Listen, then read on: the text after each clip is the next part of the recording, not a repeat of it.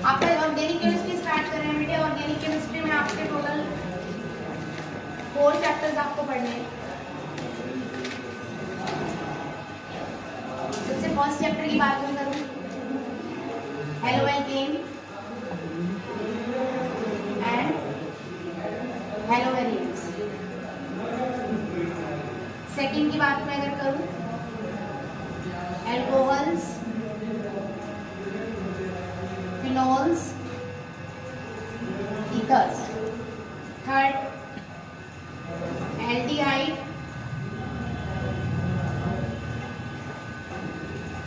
Ketones,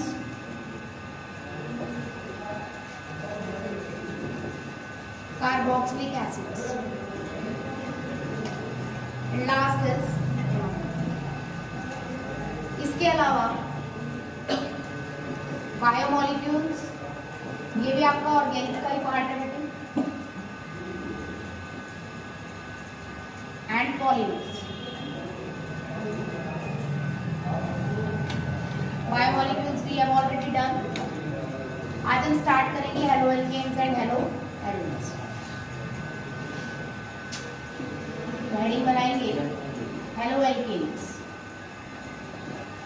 एक एक करके दोनों कंपाउंड्स को अच्छे से पढ़ेंगे बेटे। तो अगर मैं बात करती हूँ हेलो एल्केन्स की, तो 2 वर्ड से मिलकर बना है, हेलो प्लस एल्केन। हेलो का मतलब किससे है बेटे? हेलोजन से। एल्केन का मतलब क्या है? Single bonded. या आप सिंपल अगर यहाँ पर ले सकते हैं तो आप सिंपल ले लीजिए हाइड्रोकार्बन। तो एक ऐसा हाइड्रोकार्बन जिसके साथ क्या जुड़ा होगा बेटे? हेलोजन जुड़ा होगा। ऐसे हाइड्रोकार्बन्स को मैं क्या बोलती हूँ? Haloalkanes. तो अगर डेफिनेशन की मैं बात करूँ तो आप बोलेंगे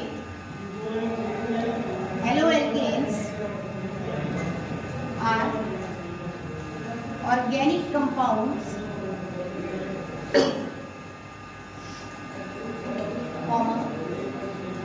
formed by replacing one or more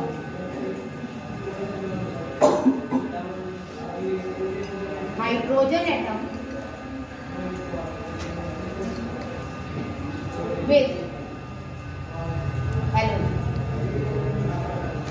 in any hydrocarbon। देखिए हाइड्रोकार्बन के बारे में आप 9th, 10th, 11th में पढ़ चुके हैं। हाइड्रोकार्बन ऐसे कंपाउंड्स होते हैं जो हाइड्रोजन और कार्बन से मिलके बनते हैं, ठीक है, और इनके सब्स्टिट्यूट्स भी हो सकते हैं। मतलब जरूरी नहीं है सिर्फ कार्बन और हाइड्रोजन हो, कार्बन के साथ ऑक्सीजन, नाइट्रोजन वगैरह भी हो सकते हैं। तो वो सभी आपके क्या कहलाते हैं बेटे? हाइड्रोकार्बन्स कहलाते हैं, ठीक है। तो उसमें अगर सिंपल हाइड्रोकार्बन की मैं बात करूँ तो उसमें से एक आधा हाइड्रोजन हटा के और उसकी जगह फ्लोरीन, क्लोरीन, ब्रोमीन, आयोडीन, आप कोई भी हाइड्रोजन अगर रिप्लेस कर देते हैं तो वो आपका क्या बन जाएगा बेटे? Halo alkane. फॉर एग्जाम्पल जैसे मैंने लिया बेटे CH4, तो CH4 का स्ट्रक्चर कुछ ऐसा है, H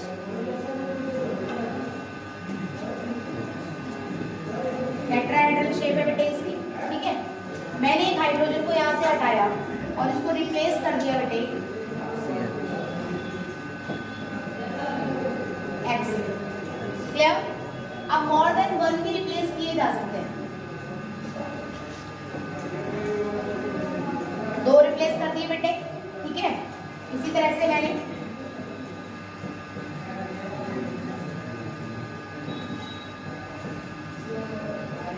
रिप्लेस कर दिए बच्चा, या फिर मैं चारों के चारों हाइड्रोजन क्या कर दूं? X से, दैट इज हेलोजन से रिप्लेस कर। अब यहाँ पर X इज इक्वल टू क्या है बेटे? हेलोजन से। कौन से?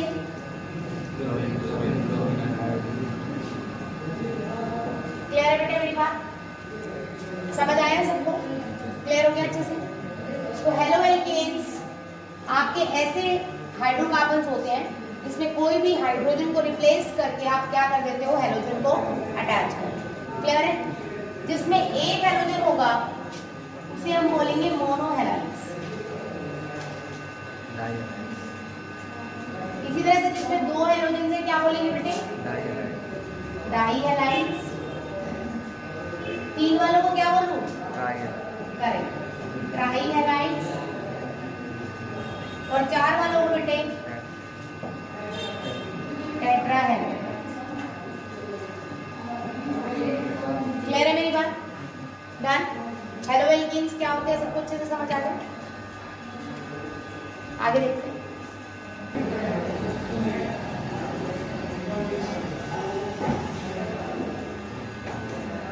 Nomenclature of hello alkenes. तो बेटा आपको यहाँ पर 2 चीजें ना याद रखनी है। एक तो आपको याद रखना है कॉमन, और दूसरा आपको याद रखना है आयुर्वेदिक नेम।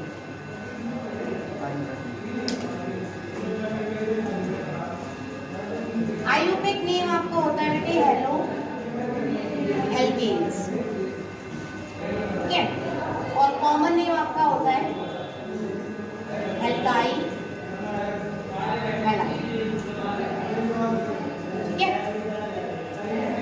तो कुछ रूल्स है बच्चा, थोड़े से रूल्स आप करेंगे, बाकी नॉमेनक्लेचर करते करते आप बीच में लेंगे, ठीक है? सबसे पहले नंबर ऑफ कार्बन्स, और कार्बन्स के अकॉर्डिंगली आप प्रीफिक्स क्या यूज करोगे उसको लेंगे।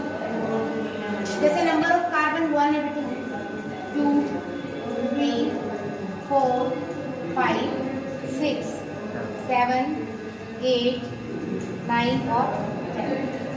10 कार्बन तक ही आपको लेना है। एक कार्बन हो तो आप यूज करोगे मिल,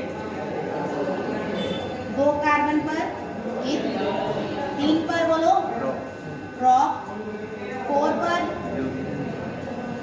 ब्यूट, 5 पर पेन, 6 पर एक्स, 7 पर Z, 8 पर O, 9 पर नन, और 10 पर बोलो बेटे, ठीक है? उसके अलावा आप सिर्फ इतना याद रखेंगे कि कहीं पर भी अगर सिंगल बॉन्ड है तो आप सफिक्स यूज करेंगे। सफिक्स होता है बेटे जो लास्ट में यूज किया जाता है। सफिक्स का मतलब क्या होता है? जो लास्ट में लगेगा। प्रीफिक्स मतलब जो पहले लगेगा। ये बात आप 11th में करके आए हैं। तो लास्ट में लगेगा इन। डबल बॉन्ड अगर आपको नजर आ रहा है तो लगेगा बेटे इन, और ट्रिपल बॉन्ड अगर आपको नजर आ रहा है तो लगेगा राजे आई, ठीक है? उसके अलावा अब देखिए यहाँ पर हेलोजन में हेलो का नाम पहले, हेलोजन का नाम पहले है, तो ये किसकी तरह एक्ट करेंगे? प्रीफिक्स की तरह। किसकी तरह एक्ट करेंगे? प्रीफिक्स की तरह। तो आप डायरेक्ट लिख लीजिए बच्चा 4 हेलोजन,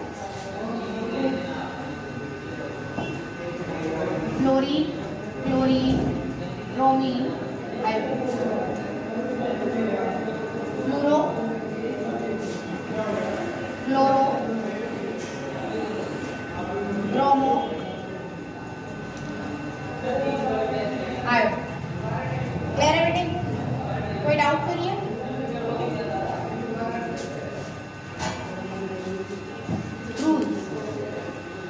सभी रूल्स आप नहीं देखेंगे, सिर्फ उन रूल्स को देखेंगे बेटे जो आप यूज करते हैं जनरली। बाकी सारे के सारे रूल्स आपको पढ़ने की जरूरत नहीं है। मतलब जैसे जैसे आप नेमिंग करते चले जाएंगे तो छोटी छोटी चीजें आपको ऑटोमेटिकली क्लियर होती चली जाएंगी, तो उनको हम रूल्स में नहीं लिखेंगे, ठीक है? सबसे पहले रूल में आप लिखेंगे चूज द लॉन्गेस्ट चेन।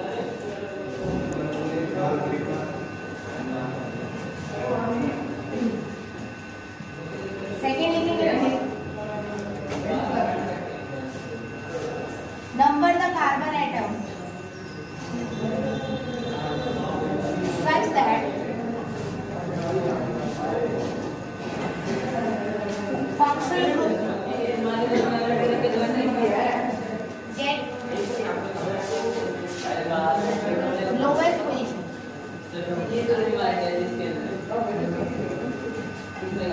इस तरह से आपको कार्बन को नंबर करना है कि फंक्शनल ग्रुप को क्या मिले, छोटा नंबर मिले। If double slash triple bond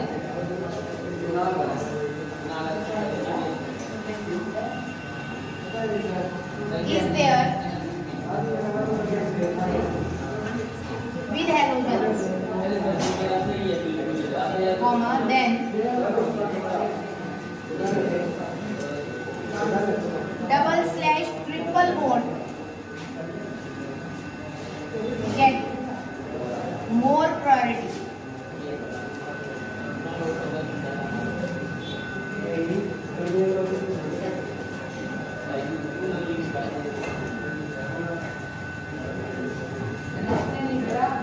And numbered less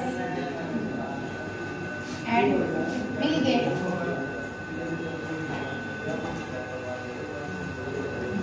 lower number. Double bond triple bond present और हैलोजेंस प्रेजेंट हो तो आपको हैलोजन को छोटा नंबर देना है और आपको डबल बॉन्ड और ट्रिपल बॉन्ड को छोटा नंबर देना है और हैलोजेंस को क्या नंबर देना है, बड़ा। सिर्फ ये इन केस ऑफ हैलोजेंस होता है। इसके अलावा जितने भी फंक्शनल ग्रुप होते हैं उनमें फंक्शनल ग्रुप की priority double and triple bond से ज्यादा होती है। ये केस सिर्फ हैलोजन के लिए है, इसलिए मैंने यहाँ पर फंक्शनल ग्रुप वर्ड यूज नहीं किया। क्लियर है? और अगर जैसे एल्डिहाइड हो गया, कार्बोक्सिलिक एसिड हो गया, तो उसमें डबल बॉन्ड की प्रायोरिटी पहली नहीं होती, फंक्शनल ग्रुप की प्रायोरिटी पहली नहीं होती। क्लियर है मेरी बात? समझ आई बात यहाँ तक? और लास्ट आप एक बात याद रखेंगे, alkyl and functional group both are present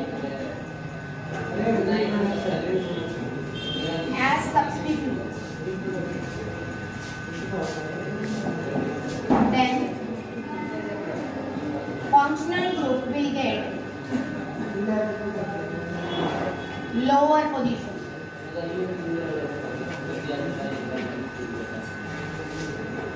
अगर आपका बेटा एल्काइल ग्रुप मतलब हाइड्रोकार्बन हो कोई भी, या फिर दूसरा आपका क्या प्रेजेंट हो, फंक्शनल ग्रुप प्रेजेंट हो, तो उसमें फंक्शनल ग्रुप को हमेशा क्या मिलेगी, लोअर पोजीशन।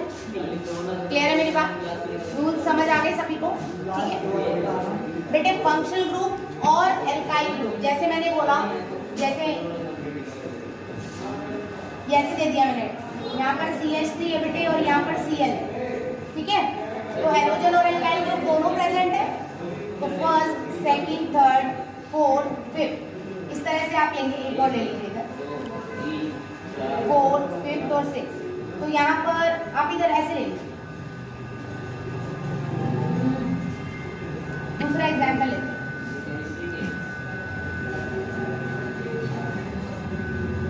देखिए बेटा, first, second, third, fourth, chlorine को मिला सेकंड और CH3 को मिला क्या, थर्ड। लेकिन इधर से तुम first, second, third, fourth, chlorine को मिला थर्ड, CH3 को क्या मिला, सेकंड। तो आपको क्लोरीन को फंक्शनल ग्रुप को हमेशा छोटा नंबर देना है, बड़ा नहीं देना है। ये वाली नंबरिंग करेक्ट है और ये रो, समझ गए? क्लियर है? कोई डाउट? किसका बेटे? थर्ड पॉइंट, जैसे डबल बॉन्ड हो गया, यहीं पर ले लो, फर्स्ट, सेकंड, थर्ड, फोर्थ, यहाँ डबल बॉन्ड हो गया और यहाँ Cl हो गया। तो डबल बॉन्ड और Cl में से डबल बॉन्ड को प्रायोरिटी पहले मिलती है, तो छोटा नंबर डबल बॉन्ड पे आना चाहिए। फर्स्ट, सेकंड, जैसे क्लोरीन पे सेकंड आ रहा है और कार्बन पे क्या आ रहा है बेटे, डबल बॉन्ड। फर्स्ट पे डबल आ रहा है ना, तो फर्स्ट पे डबल आ गया और सेकंड पे क्या आ गया, बात समझ गए? तो ये सिर्फ हैलोजन के साथ है। विदाउट अगर हैलोजन हो, जैसे कोई और फंक्शनल ग्रुप हो विद डबल बॉन्ड, तो हम दूसरे फंक्शनल ग्रुप को प्रायोरिटी देते हैं, हैलोजन उसको, डबल बॉन्ड को नहीं। लेकिन सिर्फ हैलोजन के केस में हैलोजन की प्रायोरिटी डबल बॉन्ड से कम होती है। क्लियर होगी बात बेटे? कोई डाउट तो नहीं?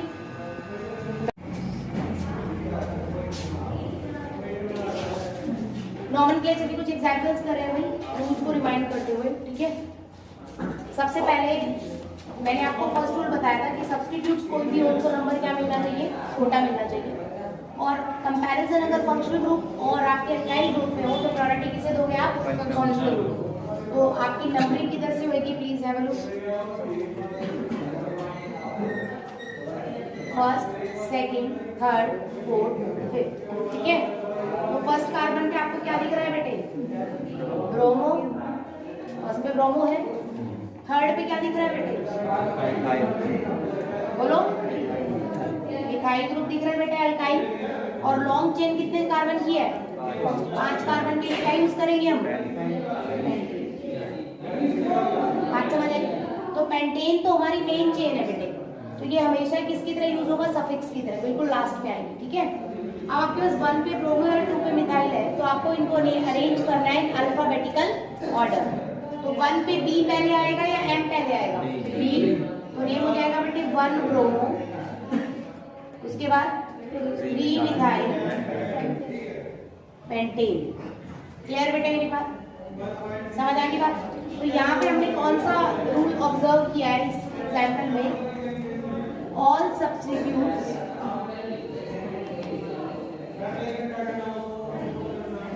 will be arranged, बोलो, according to alphabetical order। पहली चीज ये हमने देखी है बेटे। दूसरी हमने क्या देखी है बेटे? Functional group will get lower locates। Locates का मतलब नंबर होता है बेटे जो उसको मिला है। सेकंड में देखिए, अब आपको अगर मैं उधर से रीडिंग करती हूँ, first, second, third, fourth, fifth और एक सिक्स्थ, इधर से first, second, third, fourth, fifth और एक सिक्स्थ। अब बेटे यहाँ पर वही बात है, 2 ही नंबर आए हैं, 2 और एक 5। इधर भी क्या आ रहा है? 2 और 5। तो आपको फंक्शनल ग्रुप को प्रॉपर्टी क्या देनी है? पहले उसको छोटा नंबर मिलना चाहिए, ऊपर वाला नंबर यूज होगा बेटे। तो 2 पे क्या है बेटे? ब्रोमो, और 5 पे क्या है? मिथाइल। पहले कौन सा आएगा? Alphabetical, bromo. 2 bromo, 5 methyl. Chain कितने की है? 6 कार्बन की है, सारे सिंगल बॉन्ड है बेटे। क्लियर है राजे? आपको अच्छे से दिख रहा होगा कि मैंने अल्फाबेटिकल जो है, अल्फाबेटिकल वर्ड्स जो है अल्फाबेट्स से हमारे, उसके बीच में और मैथमेटिकल वर्ड्स के बीच में मैंने क्या यूज किया है? डैश। क्लियर है बेटे?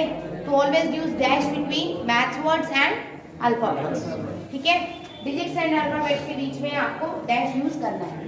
इसी तरह से मैं यहाँ बात करती हूँ first, second, third, fourth, fifth. First, second, third, fourth, fifth. तो बेटे सेकंड और नंबर क्या मिला है? 4।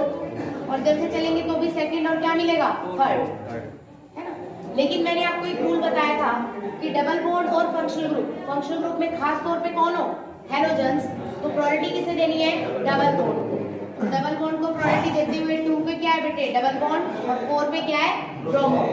तो आप बताएंगे 4 ब्रोमो। बोलिए, 5 कार्बन के लिए आएगा बेटे पेंट। 2 पे डबल बॉन्ड है बेटे 2E। क्लियर है मेरी बात? कोई डाउट बचा?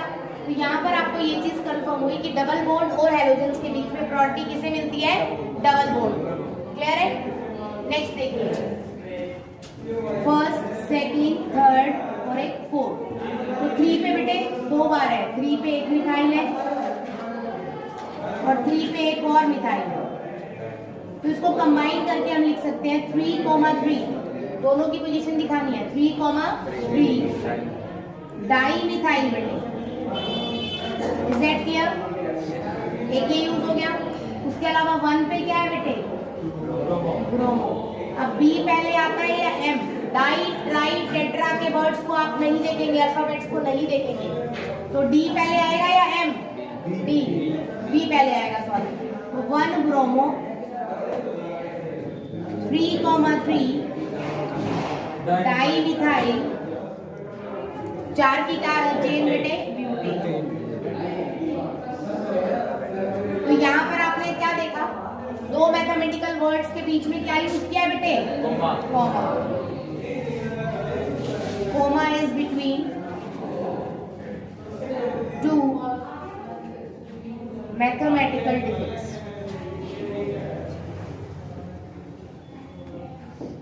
क्लियर है मेरी बात बच्चा? Next, choose the longest chain. कितने कार्बन की है बेटे? 3 कार्बन की। 2 पे क्या है बेटे? ब्रोमो, तो 2 ब्रोमो। 3 के लिए क्या लिखेंगे? प्रोपेन। प्रोप सारे सिंगल बॉन्ड है तो प्रोपेन। डन। यहाँ पर हमने रूल फॉलो किया, कौन सा? Choose the longest chain.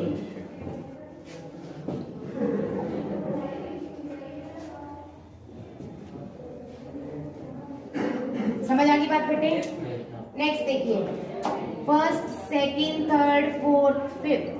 First, second, third, fourth, fifth, तो नंबरिंग तो सेम आ रही है बिल्कुल। जब दोनों पोजीशंस या दोनों लोकेंट्स बिल्कुल सेम हो तो आपको अल्फाबेटिकल ऑर्डर को देखना होता है। बी से क्या होगा? ब्रोमो, और डी से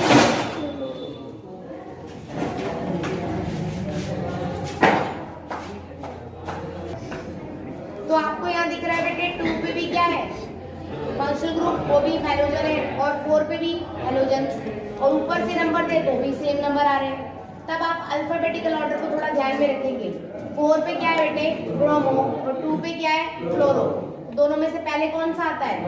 ब्रोमो। बी पहले आता है, तो बी को छोटा नंबर मिलना चाहिए, तो ऊपर वाली नंबरिंग करेक्ट आएगी। डन। तो 2 पे ब्रोमो और 4 पे क्लोरो, तो नाम हो जाएगा बेटे 2 ब्रोमो 4 क्लोरो, और इसी के साथ चलते हुए लिखेंगे पेंटेन। स्पेस नहीं था भाई मैंने, बट वो साथ में आएगा, ये साथ में आएगा। गैप आप नहीं कर सकते, there will be no gap between the alphabetical words. ठीक है, मतलब अल्फाबेट्स के बीच में कोई गैप क्रिएट नहीं करना है आपको। First, second, third, fourth, fifth. 5 carbon के लिए क्या यूज करेंगे बेटे? पेंटेन। 1 पे ब्रोमो है बेटे, तो 1 ब्रोमो पेंटेन। क्लियर है? इसी तरह से बेटे अब यहाँ पर ना इसको ये साथ आए चला है, पहला रूल यही होता है, चूज द लॉन्गेस्ट चेन। तो फर्स्ट, सेकंड, थर्ड, फोर्थ और फिफ्थ और एक सिक्स्थ। इसका नाम क्या होगा? ब्रोमोमीथेन बेटे, यही होगा ना? तो साइड चेन की तरह है तो क्या, अच्छा इसको, हाँ साइड चेन की तरह तो इसे क्या यूज करेंगे? 1 ब्रोमोमिथाइल, 1 नहीं सॉरी, कितने पे यूज हुआ है बेटे? थर्ड पे, तो क्या लिखेंगे बोलो? 3 ब्रोमोमिथाइल, और बोलिए 6 के लिए है सिंगल बॉन्ड है तो 3।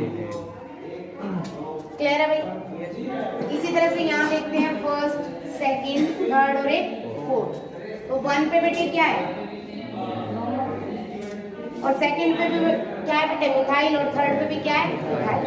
तो 2, 2, 3, 3 आ गए ना टोटल, और 3 के लिए मैं क्या लिखूंगी? Tri methyl.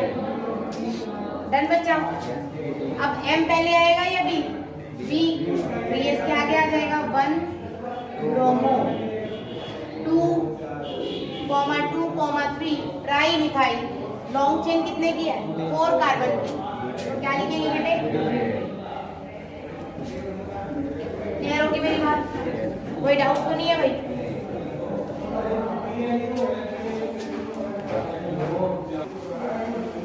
नेक्स्ट टॉपिक की अगर मैं बात करती हूँ, that is nature of CH bond. इस नेचर से आपको जनरली इसकी फिजिकल प्रॉपर्टीज के बारे में थोड़ा पता चलेगा, और कुछ केमिकल प्रॉपर्टीज के बारे में जो हम आगे स्टडी करेंगे। तो पहले हम बॉन्ड के बारे में पढ़ते हैं। कार्बन के साथ एक X लगा हुआ है भाई, और 3 बॉन्ड इसकी अल्काइल ग्रुप से हो सकते हैं या हाइड्रोजन से जुड़े हुए हो सकते हैं। देखा जाए तो यहाँ पर कार्बन ने सिंपल कोवलेंट बॉन्ड बनाया है बाय शेयरिंग। यहाँ हाइड्रोजन ले लीजिए या कोई अल्काइल ग्रुप ले लीजिए, सभी के साथ शेयरिंग से बॉन्ड बनाया है। तो शेयरिंग से बॉन्ड बनाया तो बॉन्ड की टाइप क्या है बेटे? कोवलेंट बॉन्ड बना है। क्लियर है? बट आपको पता है बच्चे ये क्या है राजू? हेलोजन। और हेलोजन क्या होते हैं? हाईली इलेक्ट्रोनेगेटिव होते हैं बेटे।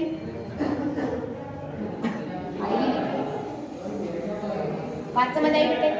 हाईली इलेक्ट्रोनेगेटिव होने की वजह से कार्बन के इलेक्ट्रॉन क्लाउड को अपनी तरफ क्या करेगी? अट्रैक्ट करेगी। जब अपनी तरफ इलेक्ट्रॉन खींचेगी तो इसमें कौन सा चार्ज आ जाएगा? Delta negative. और कार्बन में कौन सा आ जाएगा? Delta positive. बात समझ आई? Due to highly electronegative nature of halogens.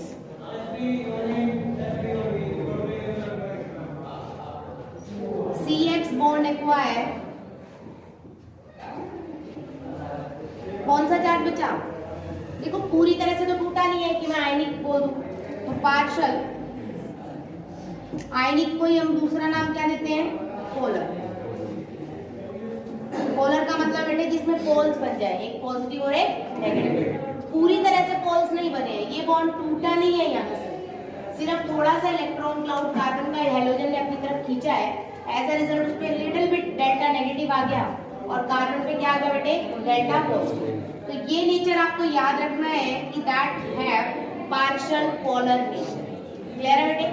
Partial polar nature का फायदा ये होगा कि पानी में ये थोड़े बहुत सॉल्युबल हो जाएंगे, जबकि देखा जाए तो ये कोवेलेंट कंपाउंड्स है, आसानी से सॉल्युबल होना ही नहीं चाहिए, but due to little bit of partial polar nature they will be slightly soluble in water. Clear है भाई?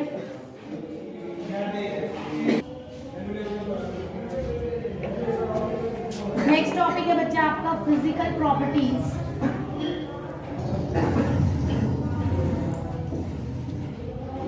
ऑफ हैलोजेन्स।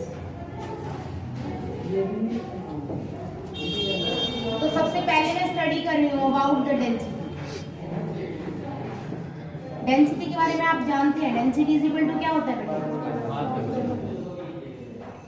तो सिंपल सी बात है, अगर मोलर मास बढ़ेगा तो डेंसिटी भी क्या होगी बेटे? अब मोलर मास किसी भी तरह से बढ़ सकता है, जैसे देखिए RF, RCl, RBr, RI। मैंने R बिल्कुल सेम लिया है, फ्लोरीन, क्लोरीन, ब्रोमीन, आयोडीन को मैंने बदल दिया। जैसे जैसे आप ग्रुप में मूव करते हैं, फ्लोरीन, क्लोरीन, ब्रोमीन, आयोडीन, आपको पता है मोलर मास क्या करता है बेटे? इंक्रीज करता है। तो मास इंक्रीज करने से मतलब है चाहे आप हैलोजन का कर दीजिए या अल्काइल ग्रुप का, या दूसरा तरीका मैं दे दूं बेटे, मैंने लिख दिया CH3Cl, C2H, कितना लिखूं?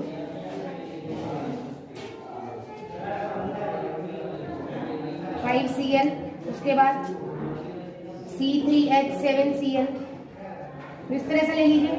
अब मैंने Cl सेम रख दिया हैलोजन और किसका मास इंक्रीज कर दिया? R। तो आपकी मर्जी है, आपको मोलर मास इंक्रीज करना है, चाहे आप हैलोजन का बढ़ाइए बेटे या फिर एल्काइल ग्रुप का। क्लियर है? एक छोटी सी बात आप यहाँ पे बहुत इंपॉर्टेंट है, याद रखेंगे, डेंसिटी ऑफ हैलोएल्केन्स इज, हाँ जी बताइए, हैलोएल्केन की डेंसिटी लेस होएगी या मोर होएगी देन द वाटर? हैलोएल्केन की डेंसिटी लेस होएगी या मोर होएगी देन द वाटर?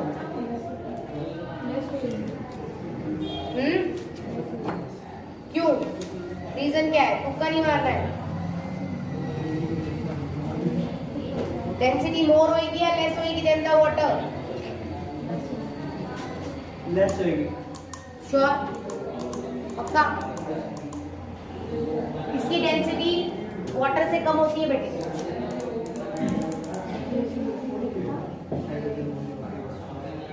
ये बात आप याद रखेंगे, ठीक है? उसके बाद सेकंड पॉइंट पे बात करती हूँ बेटे, solubility in water.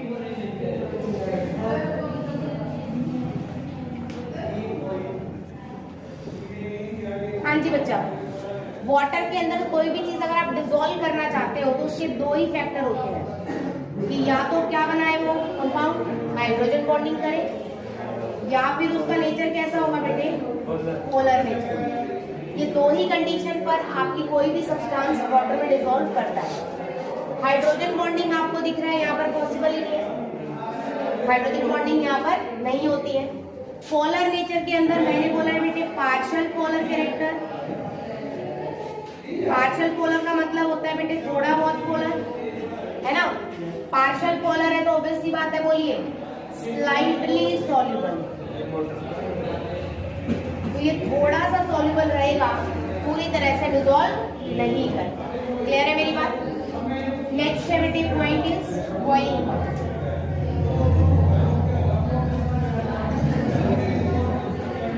Boiling point ले लीजिए या आप मेल्टिंग पॉइंट ले लीजिए। सबसे पहले फैक्टर है बेटे मास। आपको पता है मास अगर इंक्रीज करेगा कोई भी चीज 5 किलो या 50 किलो तो उसमें उबलने में टाइम लगेगा, किसमें पिघलने में टाइम लगेगा 50 में। जिसका मास ज्यादा होगा बोलिए उसकी फोर्सेस भी ज्यादा होंगी, है ना। मास अगर ज्यादा होगा तो कौन सी फोर्सेस ज्यादा होती हैं?